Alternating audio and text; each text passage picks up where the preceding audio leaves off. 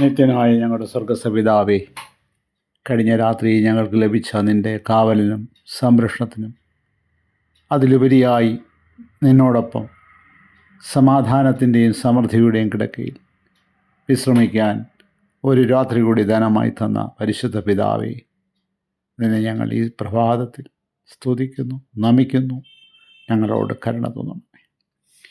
ഈ പകലിൽ നിനക്ക് സ്വീകാര്യമായ പ്രസാദകരമായ കാര്യങ്ങൾ ചെയ്യുവാൻ അടിയങ്ങൾക്ക് അവസരങ്ങൾ തരണമേ എന്ന് പ്രാർത്ഥിക്കുന്നു.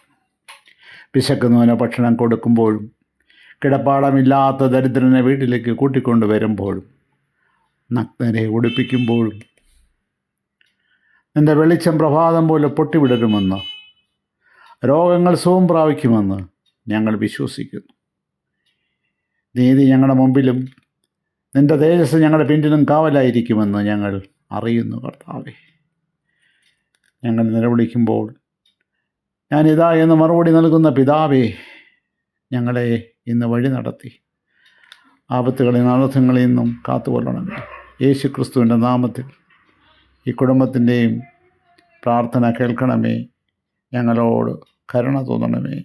യേശു ക്രിസ്തുവിൻ്റെ നാമത്തിൽ തന്നെ. ആമീൻ.